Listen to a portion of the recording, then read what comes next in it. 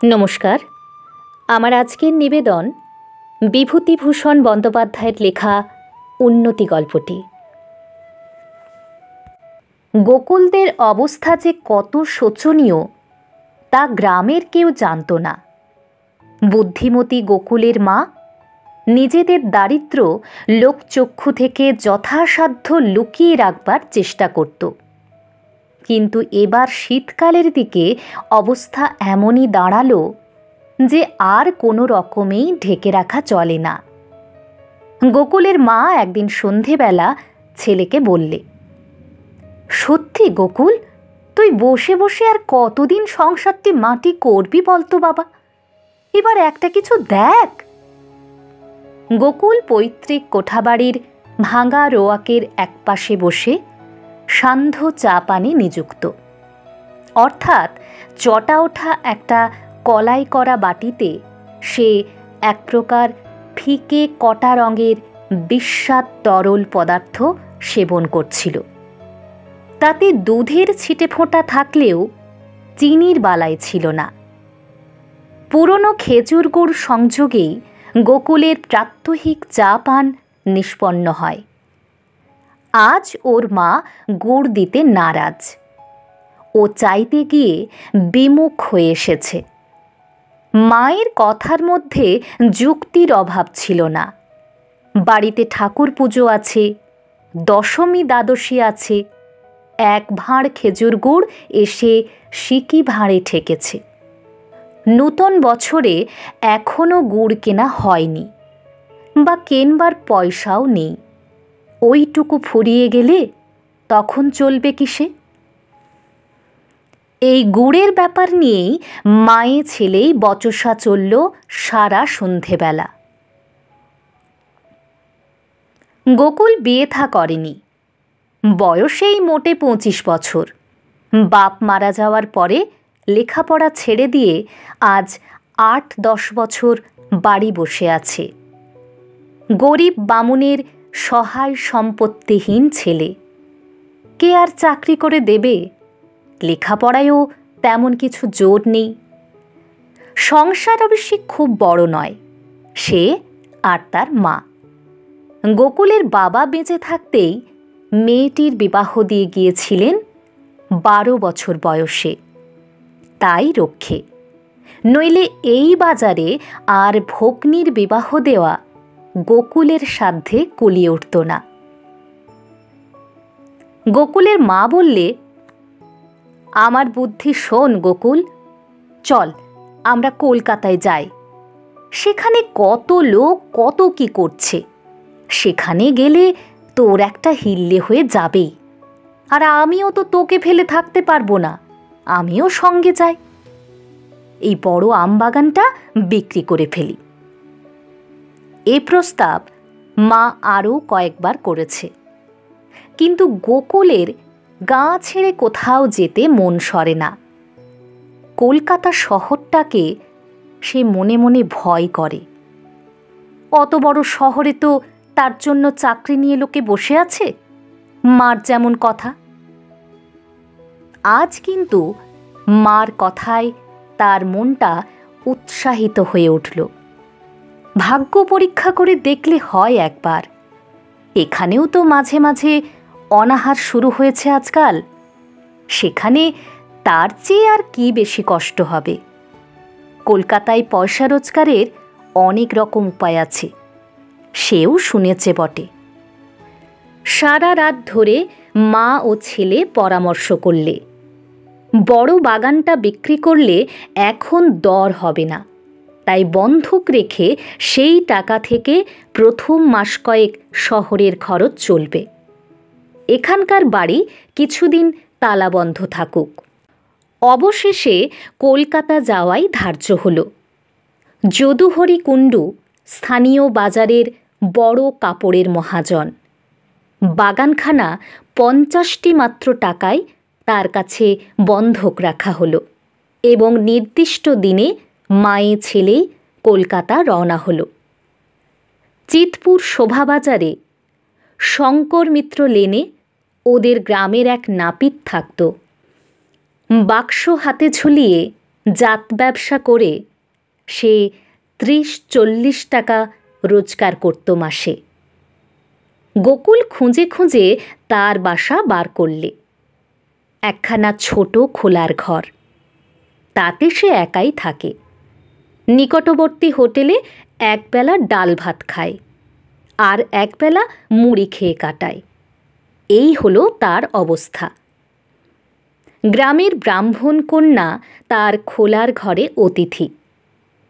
বঙ্কু পরামানিক শশব ব্যস্ত হয়ে উঠল। রান্নার হাঁড়িকুড়ি কিনে নিয়ে এলো, আর নিয়ে এলো চাল, ডাল, তরকারি। খোলার ঘরে একখানা ছোট্ট পরচালার নিচে আপাতত রান্নার ব্যবস্থা করা হলো। বঙ্কু বললে, মা ঠাকরুন, রোজ রোজ মরি ওই উড়ে বামুনের রান্না খেয়ে। আজ আমার সৌভাগ্যি যে আপনারা এয়েছেন, তা মা ঠাকরুনের পাতের দুটি প্রসাদ খেয়ে বাঁচব আজ। গোকুল আর তার মা বঙ্কু পরামানিকের সেই খোলার বাসার পাশেই আরেকখানা ছোট খোলার ঘর নিলে। মাসে মাত্র 3 টাকা ভাড়া। গোকুলের মা এখানে এসে অকুল সমুদ্রে পড়ে গেছে। একমাত্র ভরসা বঙ্কু পরামানিক, যে কলকাতার রাস্তাঘাট চেনে। সে যদি কিছু কিনারা করতে পারে এর। প্রতিদিন দুপুরে আর সন্ধ্যাবেলা নিকটেই কোথা থেকে শাঁখ, ঘণ্টা, কাঁসরের আওয়াজ আসে। একদিন গোকুলের মা জিজ্ঞেস করলে, হ্যাঁ বঙ্কু, এখানে কি কোথাও ঠাকুর বাড়ি আছে নাকি? বঙ্কু বললে, হ্যাঁ মা ঠাকরুন, এই পাশেই মিত্তির বাড়ি। ওরা মস্ত বড় লোক, ওদেরই তো ঠাকুর বাড়ি রয়েছে বাড়িতেই।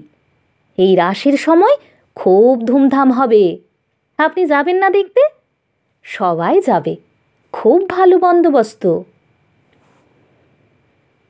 রাসের দিন পাড়ার আরও 5 জন মেয়ের সঙ্গে গোকুলের মা মিত্তির বাড়ি ঠাকুর দেখতে গেল।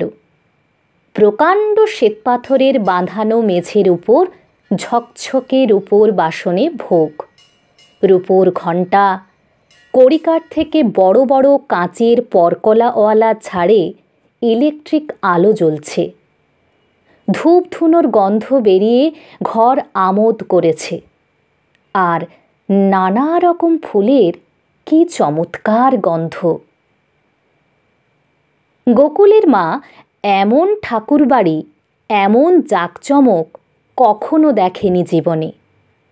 বাড়ির কর্ত্রী ঠাকরুন ঠাকুরের এক পাশে বসেছিলেন। লোকে চিনিয়ে দিলে, 80 বছর বয়স হয়েছে, এখনো কি ধপধপে গায়ের রং। আরতি ও কীর্তনাদি শেষ হয়ে যাওয়ার পরে প্রসাদ বিতরণ ও ব্রাহ্মণ ভোজন। গোকুলের মা বড় একটা থালায় 1 থালা খাবার নিয়ে বাড়ি এলো। মা ও ছেলে দুজনেই খুব খুশি। এসব খাবার, ফলমূল কখনো পাড়াগাঁয়ে ওরা চোখেও দেখেনি। গোকুলের মা আরও 2-4 দিন ঠাকুর বাড়িতে সন্ধেবেলা কীর্তন শুনতে গেল। একদিন গিন্নিমা ওকে লক্ষ্য করলেন। নূতন মুখ, একে তো আগে কখনো দেখেননি ঠাকুর বাড়িতে। তাই কাছে ডেকে বললেন, তোমার বাড়ি কোথায় গা? এসো, তোমার সঙ্গে একটু আলাপ করি। গোকুলের মা সম্ভ্রমে সংকোচে একেবারে জড়সড় হয়ে গেল। মুখ দিয়ে ভালো করে কথা বেরোয় না। এত বড় বাড়ির কর্ত্রী নিজে যেচে তার সঙ্গে আলাপ করতে চাইছেন। ও সব পরিচয় দিলে। দেশে দুঃখ কষ্টে পড়ে এখানে এসেছে। কাছেই খোলার বাড়িতে থাকে। ছেলেটি চাকরি বাকরির চেষ্টা দেখছে, কিন্তু কেই বা চাকরি দেবে? এখানে তো কাউকেই চেনে না। গিন্নিমা ওর সঙ্গে অনেক কথাবার্তা কইলেন। লোকটি বড় ভালো। বললেন, আমাদের ঠাকুর বাড়িতে রাত্রিরের ভোগ ব্রাহ্মণ বাড়িতে দেওয়ার নিয়ম আছে। তা তুমি বাছা রোজ এসে আরতির পরে ভোগ নিয়ে যেও, কেমন? আমার বলা রইল। কত রবাহুত অনাহুত লোক এসে খেয়ে যায়, তুমি আর তোমার ছেলে খেলে আমি খুশি হব। সেদিন থেকে গোকুলের মায়ের কপালে যা ঘটতে লাগল, সে স্বপ্নেও তেমন সৌভাগ্য কখনো কল্পনা করেনি। মস্ত বড় এক থালা ভর্তি লুচি, তরকারি, মিষ্টি, ফলমূল গোকুলের মায়ের বাড়ি নিয়ে যাওয়াই কষ্ট। কে কত খায়? বঙ্কু নাপিত পর্যন্ত লুচি খেয়ে আর পারে না। রোজ রাত্রে লুচি, রোজ রাত্রে একরাশ ফলমূল, বাদাম, পেস্তা, ছানা, মিষ্টি, বড়লোকের প্রতিষ্ঠিত বিগ্রহের নৈশভোগের যা কিছু উপকরণ সকল ওদের বাড়িতে। মাঘ মাসের দিকে ঠাকুরবাড়ির পুরাতন টহলদার মারা গেল। গিন্নিমা গোকুলের মাকে সেই কাজে নিযুক্ত করলেন। মাইনে পাবে 7 টাকা, দুবেলা ভোগের প্রসাদ পাবে। সকালের ভোগটা খুব জমকালো, উপকরণও বেশি। কিন্তু 4 জন ব্রাহ্মণের মধ্যে যে ভোগটা বেলি করে দেওয়ার প্রথা অনেক দিন থেকে প্রচলিত, গোকুলের মায়ের সুপারিশে গোকুল সেই 4 জন নিমন্ত্রিত ব্রাহ্মণের অন্যতম হয়ে দাঁড়ালো। এছাড়া পূজা পার্বণে, বড় বড় উৎসব উপলক্ষে কাপড় চোপড়ও পাওয়া যায়। ভোজন দক্ষিণা থেকে ওঠে। গিন্নিমা গোকুলের মাকে বড় অনুকম্পার চোখে দেখতে আরম্ভ করেছেন। এতে অবশ্য অন্যান্য ঝি চাকরের চোখ টাটায়। একদিন গিন্নিমা বললেন, হ্যাঁ বাছা, বলি তোমার ছেলে লেখাপড়া জানে কদ্দূর? গোকুলের মা ভালো জবাব দিতে পারলে না। লেখাপড়া সম্বন্ধে তার খুব একটা স্পষ্ট ধারণা নেই। গিন্নিমা বললেন, শোনো বাছা, ওকে ওই নিচে ম্যানেজারের কাছে একদিন দেখা করতে বলো। যদি মুহুরির কাজ টাজ করতে পারে তবে আমি না হয় আমার ছেলেকে বলে দেবো এখন, কেমন? তা গিন্নিমার সুপারিশে গোকুল 15 টাকা মাইনের একটা চাকরি পেয়ে গেল। ওর বাংলা হাতের লেখা খুব ভালো। গ্রামে ওর হাতের লেখার খুব খ্যাতি ছিল। গোকুলের ইচ্ছা খোলার বাড়িটা বদলায়। মা কিন্তু এতে আপত্তি করলে, বললে, বাবা, এই খোলার বাড়ি আমাদের লক্ষ্মী, এ ছেড়ে কোথাও যাব না। এ থেকে আরও কত উন্নতি হবে দেখিস তুই।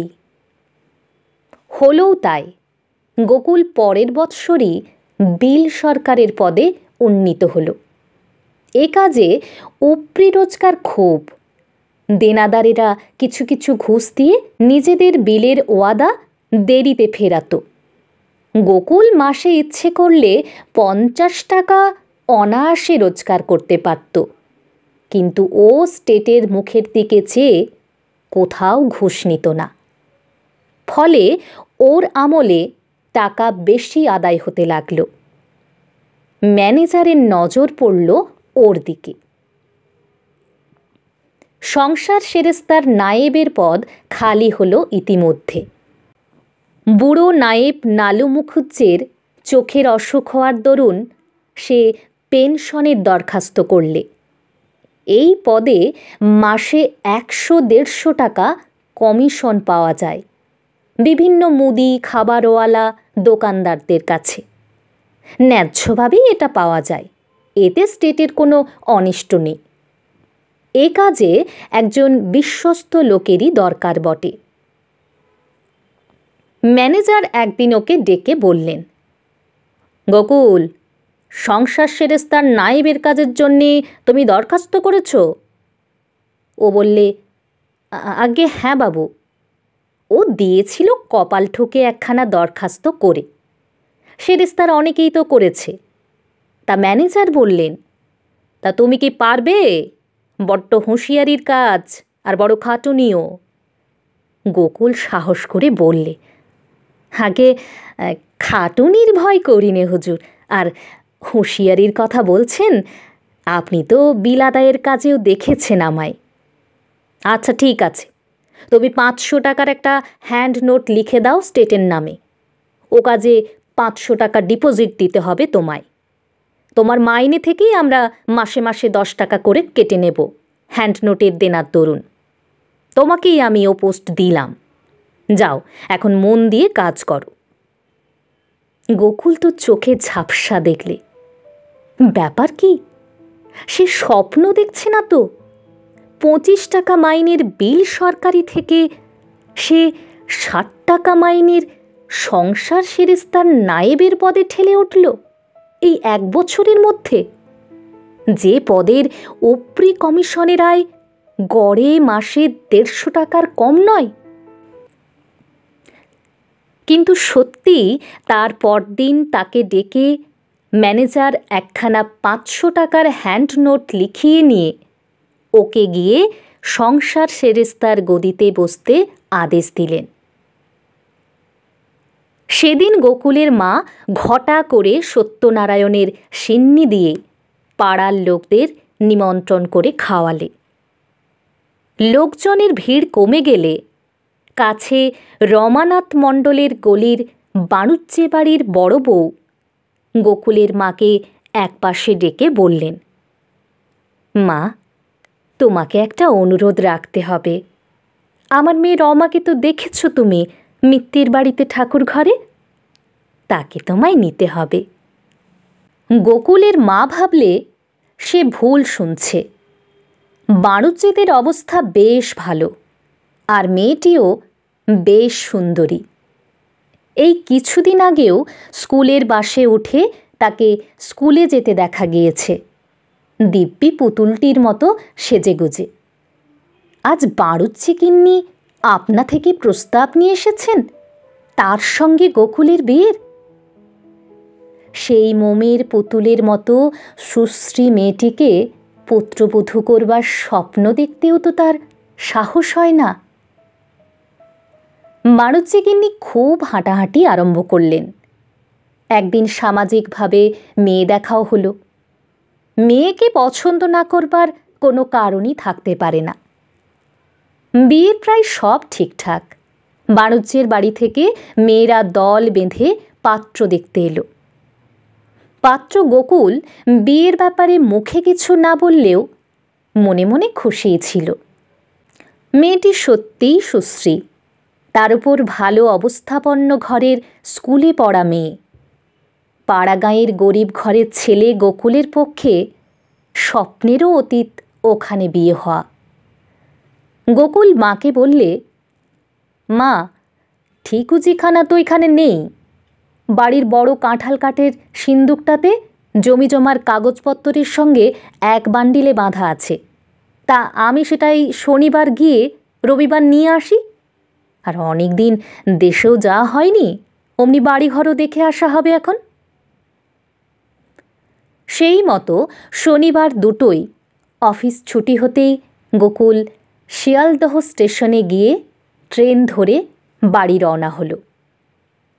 কলকাতা এসেছে আজ 3 বছর। এর মধ্যে আর দেশে যাওয়ার অবকাশ ঘটেনি। সন্ধ্যার কিছু আগে নিজের গায়ে ঢুকতেই হাটতলার চারদিক থেকে লোক ওকে ছেঁকে ধরল। আজ শনিবার, গ্রামের হাট। সব লোক আজ সেখানে জড়ো হয়েছে। শেষ হাটে জিনিসপত্র সস্তা হয় বলে অনেকেই বেলা শেষ করে তবে হাটে আসে। আরে গোকুল না, বেঁচে আছিস? আমরা ভাবলাম এতদিন কোথায় ছিলে গোকুল বাবাজি, তোমার মা কোথায়? আরে এই যে গোকুলদা, আরে কোত্থেকে একদিন পরে, সব ভালো তো? নানা অধীর আগ্রহভরা প্রশ্নোত্তরের আদান প্রদান। গোকুলের বেশভূষা দেখে সবাই বুঝলে যে ওর নিশ্চয়ই ভালো চাকরি হয়েছে কলকাতায়। সবাই এই 3 বছরের ইতিহাস শোনবার জন্য ব্যস্ত। গোকুল তাদের হাত এড়িয়ে পৈতৃক বাড়ির চাবি খুললে। ঘরদোর বিশ্রী রকম অপরিষ্কার হয়ে আছে। উঠোনে বন জঙ্গল গজিয়েছে, জানলা দরজায় উই ধরেছে, কড়িকাঠে বাদুড় চামচিকের বাসা। পাশের বাড়ির ছোট ছেলেকে ডেকে একটা হ্যারিকেন লণ্ঠন চেয়ে আনলে ওদের বাড়ি থেকে। তক্তাপোসটা থেকে এক রাশ চামচিকের নাদি সরিয়ে সেখানে সুটকেসটা রাখলে নামিয়ে। একটু পরে 3 কড়ি মুখুজ্জের ছেলে প্রমোদ তাকে ডাকতে এলো। প্রমোদের বাড়ি যেতে গোকুলের যথেষ্ট সংকোচ বোধ হচ্ছিল, কারণ এরই বোন বীণার সঙ্গে গোকুলের একবার বিয়ের প্রস্তাব হয়েছিল বছর 3 আগে। যে বছর ওরা কলকাতায় যায় সে বছর। গোকুল বলেছিল চাকরি না পেয়ে সে বিয়ে করবে না। বীণার বয়স এখন হয়েছে 16-17, এখনও তার বিয়ে হয়নি, এ কথা গোকুল জানে।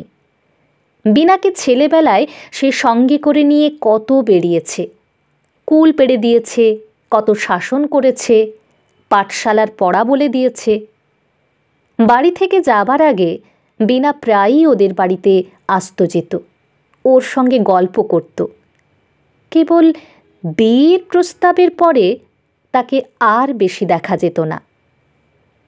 এতদিন পরে দেশে এসে বীণাদের বাড়ি যাওয়া একটা কর্তব্য বটে, বীণার সঙ্গেও দেখা করা উচিত। কিন্তু যদি বীণার মা পুরনো প্রস্তাবটি আবার পারেন, এখন তো চাকরি করছে, এখন তো কোনো ওজোর থাকবার কথা নয়। অথচ বীণাকে বিয়ে করবারও ইচ্ছে নেই। পাড়াগাঁয়ের মেয়ে, না জানে লেখাপড়া, না জানে গান, না জানে ভালো করে কথা কইতে। অবস্থাও খারাপ ওর বাপের। রমাকে দেখবার পরে ওর মনে হয়েছে এমন ধরনের মেয়েকে জীবন সঙ্গিনী রূপে লাভ করা একটা সৌভাগ্য। দেখবার মতো মেয়ে, আর তার মায়েরও আন্তরিক ইচ্ছা তার বিয়ে হয় রমার সঙ্গে।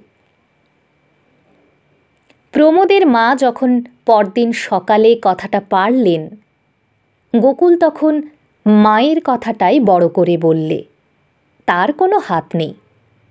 আচ্ছা, কলকাতায় গিয়ে মাকে জানাবে, পরে কি হয় পত্রে লিখবে। বীণা বোধহয় তখন জানলা ধরে নিঃশব্দে এসে দাঁড়িয়েছিল। ওর কথা শেষ হতেই চলে গেল। কেউ টের পায়নি কখন যে এসেছিল পাশের ঘরে, কিন্তু গোকুলের চোখ এড়ালো না। তারপর যখন ওদের বাড়ি থেকে বের হয়ে আসে, তখন বীণার সঙ্গে আবার দেখা হলো বাড়ির বাইরের গোয়ালের দরজায়। গরুর দড়ি হাতে বীণা ওদের ছোট্ট বাছুরটা পেয়ারা গাছের গুঁড়িতে বাঁধছে। পরনে আধময়লা শাড়ি, গাছাকতক কাঁচের চুড়ি হাতে, শ্যামবর্ণ মেয়ে। দেখতে এমন কিছু নয়। ওকে দেখে বীণা লজ্জায় চোখ তুলে যেন ভালো করে চাইতে পারলে না, কারণ তার আগেই বীণা শুনেছে মায়ের মুখে বিয়ের প্রস্তাবটা। গোকুল দেখলে যখন দেখা হয়ে পড়ল, তখন একটা কথাও না বলাটা ভালো দেখাবে না। বললে, আরে বীণা, ভালো আছিস? বাবা, বেশ লম্বা হয়ে পড়েছিস তো। বীণা সলজ্জ মুখে বললে, হ্যাঁ ভালো আছি। তুমি ভালো আছো গোকুলদা? হ্যাঁ, মন্দ নয়।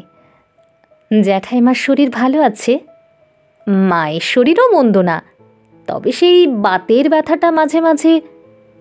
বীণা আর কিছু না বলে গোয়ালের মধ্যে ঢুকে গেল। বিকেলের ট্রেনে গোকুল কলকাতায় রওনা হলো। চমৎকার ছায়াচ্ছন্ন বিকেলটা।